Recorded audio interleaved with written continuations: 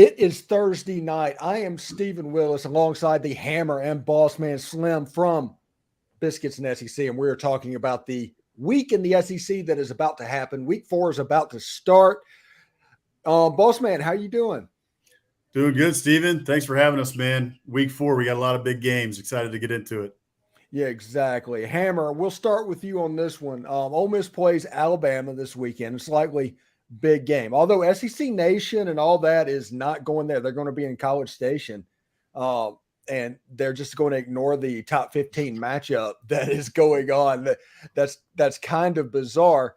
But this is a game, my opinion on this one is Ole Miss needs to prevent explosive plays to Jalen Milroe. If you can keep him from throwing the deep ball and completing them down the field and make him drive the ball, you can keep that score down, because I figure anything north of 30 points, Ole Miss is going to have trouble scoring that many against that defense.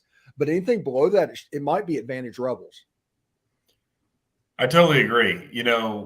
I'm really interested to see coming into this one what the Bama offense looks like in general, because a lot of the criticisms when Milroe was the starter is, people said, hey, the guy clearly is not a pocket passer, right? He's not going to be able to beat you slinging the ball over the yard. So maybe we need to incorporate more of designed runs for him, because he is extremely difficult to handle in the run game. We didn't really see that, obviously. And then last week against USF, he didn't play at all. Now he's back QB1. Saban seems to have rubber stamped him theoretically for the rest of the year. I think that would be smart based on what we saw from the other two quarterbacks. So interested to see what Tommy Rees's plan is now going into a must win for Alabama, right? I mean, if you don't go to the playoffs and win a title, or at least are in the conversation at Alabama, it's not a successful season. They've already lost once. They don't really have another mulligan, so they need to win it. So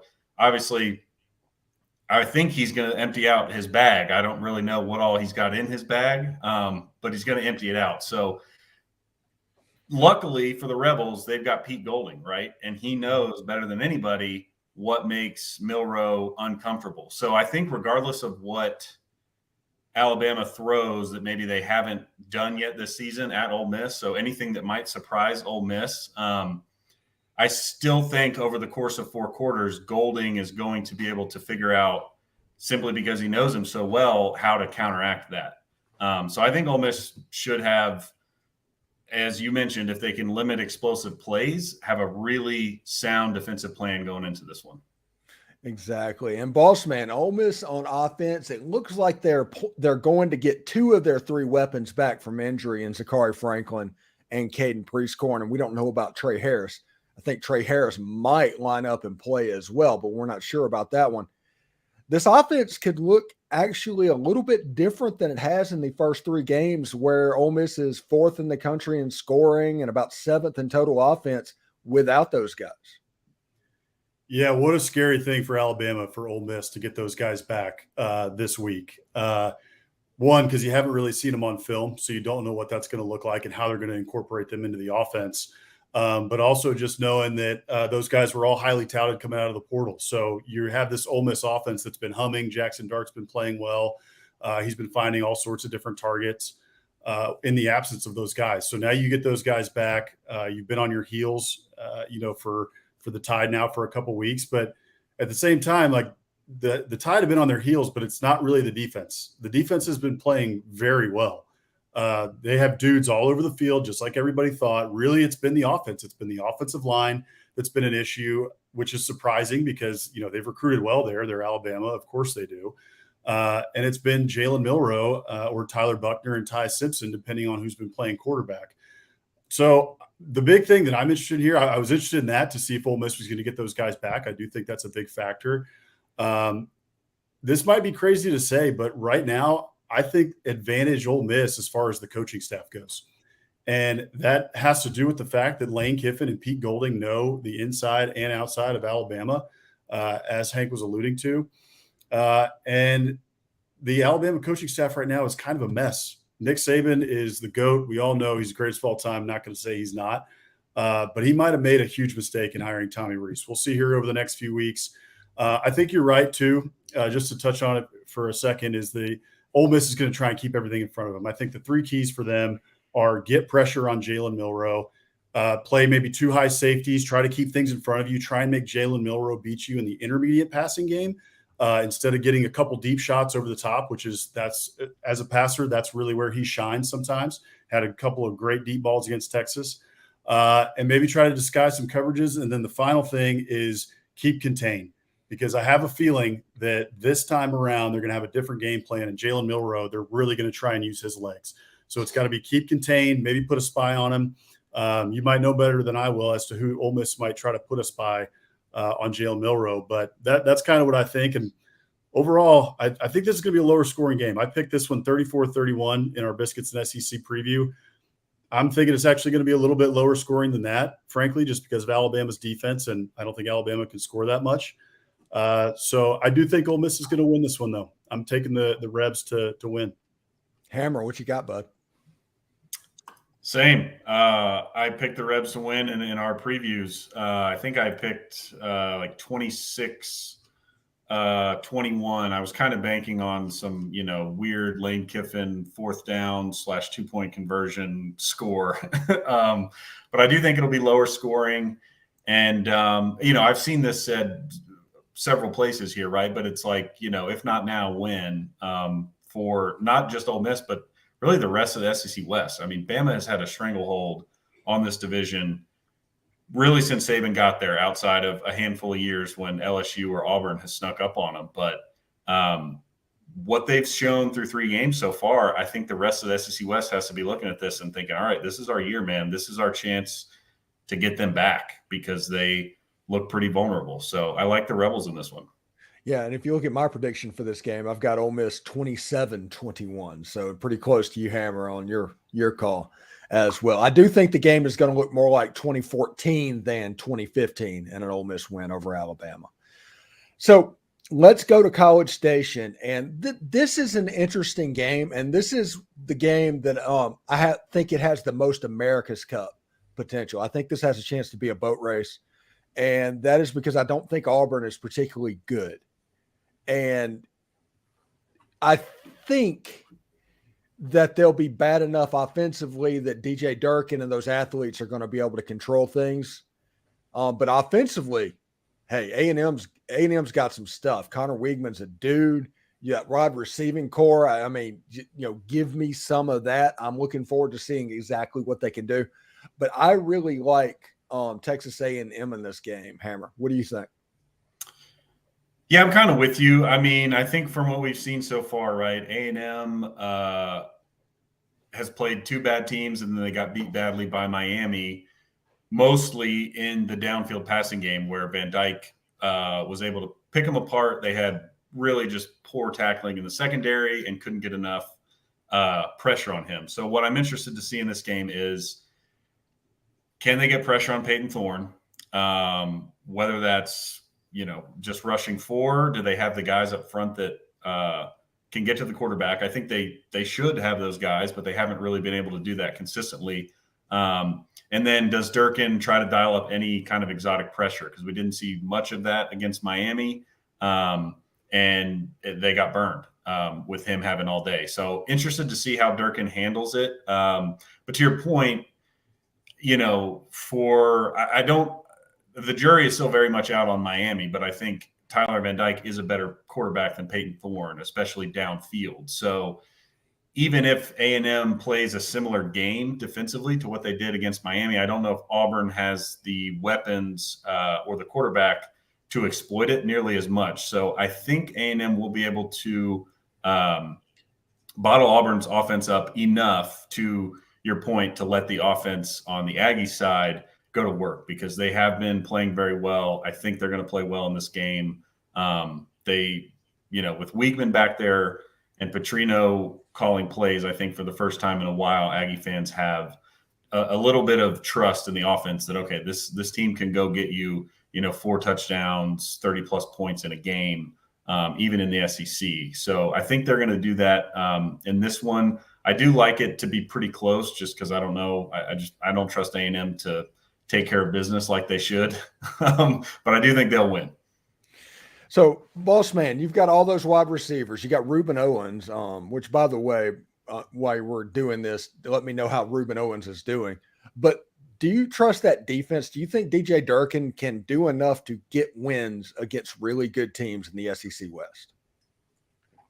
That's a great question. That's the $1 million question, or the $75 million question if you're A&M, because as many in the national media like to talk about, if A&M doesn't do well this year, the boosters are circling and they're thinking about firing Jimbo. I don't know how much truth there is to that. That's a whole lot of money. But as far as Durkin goes, nobody's real happy with the way that it's been going for the last couple of years, the last 2 years that he's been in College Station. We've seen, multiple 3-man fronts with no pass rush. Sometimes you get a 4-man front, no pass rush, even with all those 5 stars. The secondary has been porous and they can't tackle. So we'll see what it looks like. That's the key to the key to the game for me as well. Kind of like Hammer touched on. A&M's got to get a pass rush. Their secondary has to batten down the hatches. But at the end of the day, I really don't think that Auburn has enough on offense to overpower A&M and their athletes. I do think A&M will be able to get some pressure on Auburn. Another big question mark is Jarquez Hunter. Not sure that he's going to be 100%. He played last week, but he's kind of been dealing with an ankle injury. And to me, this is a game that Auburn needs all hands on deck. Auburn has played A&M well traditionally, whether it's at home or away. I think it's about a 500 split between the two since A&M joined the conference. But overall, you talked about it a little bit. Connor Weigman and those guys, they're starting to hum.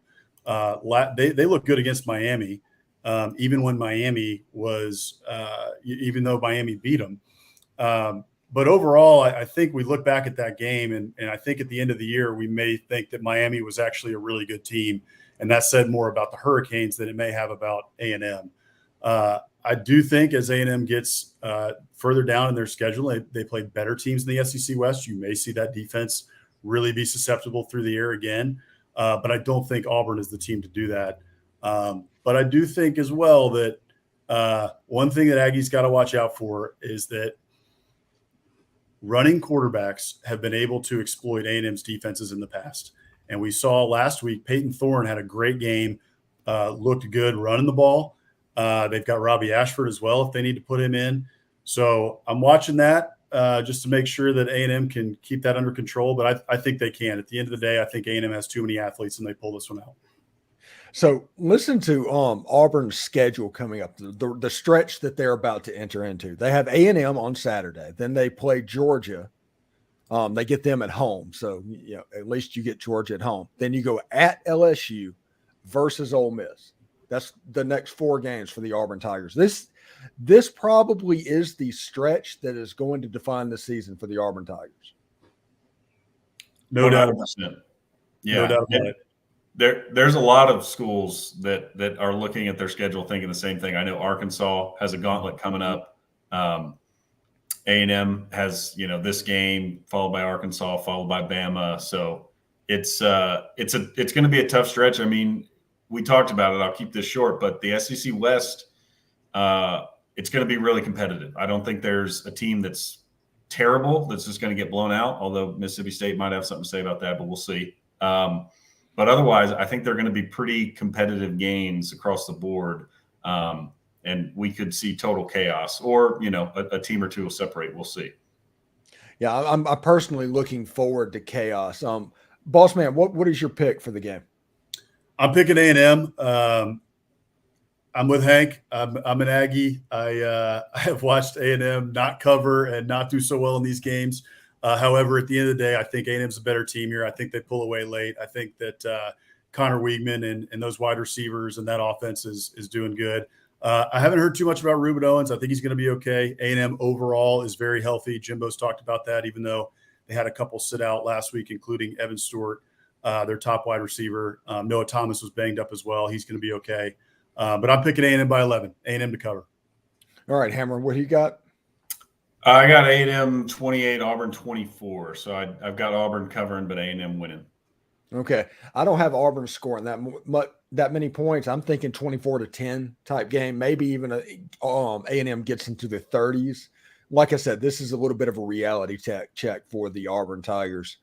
Now, in this game, that is a battle of the not Vanderbilt worst teams in the SEC right now, and that is MSU at South Carolina. South Carolina actually looked good against Georgia, but a lot of that might be that Georgia just was like, "Hey, we're not up for this game. It just doesn't matter." And then whenever they turned it on, they turned it on. Mississippi State looked like they looked like Dookie. I mean, you can just honestly say that. They looked like Dookie. And I'm not even talking about the uniforms. They look really, really bad. And Malik Neighbors probably just caught the ball again. And this air raid offenses, and this is what everybody doesn't know. When you have an air raid quarterback, you cannot do that. That is like ethanol in your gas tank. Once you start doing air raid, you have to keep doing air raid. And if you try to get them to do something else, you end up with what Jackson Dart was last year, because he came from the air raid at USC to Ole Miss. It took a year to get it out of the system. And Will Rogers, I just genuinely don't think he is going to be the starter by the time the Egg Bowl happens. I think it's going to be Mike Wright's team. This one, though, I really like South Carolina in this game. I think Columbia is a difficult place to play, and Spencer Rattler is actually playing pretty well. Boss man. Yeah, I agree with you on South Carolina here. Mississippi State just looks discombobulated. I mean, the only way that you can try to revamp your roster and change it up from an air raid to a different system is by almost overhauling it through the transfer portal. And Mississippi State got a couple transfers, but it's not like they overhauled their roster to do that. So everybody knows, even when you try to implement an air raid, it took Mike Leach a couple years to get his air raid system intact in Starkville. So now you're going the other way, and it's going to take you a couple years to get that right. The other part to me is that Zach Arnett's a defensive guy. And if you're looking like that on defense, LSU's a good team. I'm not saying they're not, but I expected Mississippi State to put up more of a fight than what they did against the Tigers. So not that good. Yeah, right. So it was not that good, but better than what they showed. I'll say that. So yeah, go ahead. The announcers, and during the game, they were talking about the LSU Mississippi State game. And there's like, hey, you couldn't do much better than this if you were going against air. And whenever the announcer says that, you just need to quit. You just need to give up. I mean, it's over. It's obviously not your day. But I mean, yeah. Malik Neighbors like 500 yards receiving. And hey, there was one good running play, I guess, for Mississippi State. So they can hang their head on that. So they just looked really, really bad. They did. The good thing for Mississippi State is that South Carolina hasn't looked that great either. Now, they did play a good game last week against Georgia. They played a good first half, I'll say. The second half, Georgia came out and smacked them, as most people thought they would. But when I was writing our previews for biscuitssec.com, I was looking at it, and it's a little bit like looking in a mirror for both of these teams. You got bad offensive line play, you got porous secondaries, and you have offensive coordinators who are trying to gel with their new teams, and they're having a little bit of trouble. Mississippi State, I think, is having more trouble than South Carolina, and for South Carolina's advantage, they have Spencer Rattler, and they've got Xavier Leggett, and Xavier Leggett is a stud. That kid has been all over the field for the last few weeks, even against Georgia. Juice Wells is solid as well. Unfortunately, Juice Wells got hurt. It looks like he's going to be out for a couple weeks, so hope he gets better soon, and look forward to seeing him on the field. But in this one, I just think South Carolina is the better team right now. I think Spencer Rattler is the X factor here, and I'm picking South Carolina, especially because it's at night at Williams-Brice. That is a difficult place to play. I saw it was sold out, as they sell out most SEC games. So Sandstorm's going to be rocking in there. I'm taking South Carolina by about 5 or 6. You know, my compatriot on SEC After Dark, Corey Burton, hosts his Georgia show with Israel Troop, who played at Georgia. And he said that South Carolina was the most difficult place for him to play in the SEC. I believe it. Mm-hmm. Yeah, it was one of those things like, really? Yeah. You don't say. So what you got, Hammer? Yeah, pretty similar thought process here. I think, when I was looking at this matchup, clearly Mississippi State wants to run the ball, right? We've seen that in every game that they've played, that they are a run-first team now. And they, I think, are going to be able to find more running room against South Carolina. I believe the Gamecocks are currently 13th in the SEC in run defense, somewhere around 150 a game. So Mississippi State will be able to find more running room than they did against LSU. And I do like Woody Marks, their running back. I think he's got a little bit of juice. So I think they're going to look slightly better on offense. Still don't trust them to throw the ball, and I don't trust them, overall to be in sync in a road environment at night that y'all pointed out is really difficult. So I like South Carolina to win here. I think I had them winning 27-23. So I've got Mississippi State covering. If they can't cover this one, then, like you said, they're probably relegated to the Vanderbilt basement of the SEC because they looked as bad as you could possibly look against LSU. So I'm hoping for a bit of a bounce back, although I don't expect them to win. Yeah, right now they're Vandy without the degree. So I would take South Carolina in this game too, because if you look at them, you're right. There are mirror images of each other. The difference is Rattler is better than Rogers, and go that direction. Now, going to a fourth game, we normally only do 3, but we'll do 4 today. Arkansas is going down to Baton Rouge to play LSU in a battle for the boot. I don't know about the status of Rocket Sanders. Arkansas kind of dropped a game late against BYU last week. This Arkansas team had a ton of hope. It's now all of a sudden it could go really sideways really quick if they drop this game and Texas A&M. Take it, Hammer.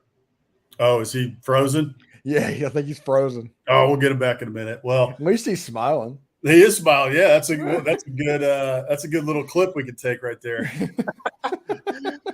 Oh man. Yep. So Rocket Sanders, I've been keeping an eye on that for our newsletter. If folks aren't subscribed, you can go to biscuitsandsec.com/newsletter. We write a newsletter every week for Monday, Wednesday, Friday, just to give you the nuggets and news on what's going on around the SEC. But I've been keeping an eye on that for that. And Rocket Sanders looks like it's up in the air.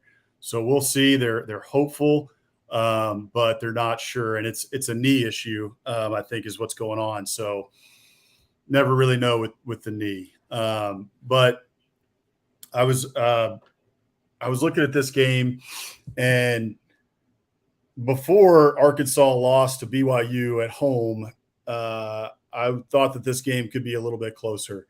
I just, when I was looking at Arkansas preseason, you looked at them and you said, hey, they've got, a lot of returning returning starters on defense. And they lost a couple of key pieces, of course, Drew Sanders, Bumper Pool, as well as Jalen Catalon to the portal. But they did have a lot of returning still. The issue was that the guys returning were one of the worst pass defenses in the SEC last year. And through a few games now, it looks like they haven't improved that much. And we just saw what LSU did to Mississippi State and their secondary. So the fact that this is at home too for LSU in Baton Rouge, in Tiger Stadium at night, is never a fun place to play. With AJ Green has filled in nicely for Rocket Sanders, but Rocket Sanders is irreplaceable. That guy, he's a game changer and he makes plays. So if they don't have him, I don't think Arkansas has a shot. Really, the other big thing for Arkansas has been the offensive line play. It has not been up to snuff for what you would think for Sam Pittman, who is such a revered offensive line coach. So I think that LSU is going to be able to exploit that. I think they've got Harold Perkins, they got Mason Smith, they got Mekhi Wingo. They've got a bunch of guys, I think, that are going to be in KJ Jefferson's face all night. KJ Jefferson plays decent under pressure. So I think that Arkansas is actually going to make this more of a game than people probably expect. But at the end of the day, I think LSU pulls away, and I'm picking this one, LSU 38, Arkansas 24. Yeah, that sounds pretty good. I think LSU is going to get through this game, and if everything goes to chalk, you have Ole Miss and LSU next week, and potentially the game of the year in the SEC West. And that's weird to think of, but that's what this weekend means for that game. Anyway, for Hammer and Bossman Slim, I'm Stephen Willis. I hope everybody had a good time, and we'll talk to you next time. Okay. Sounds good. Thanks for having us. All right.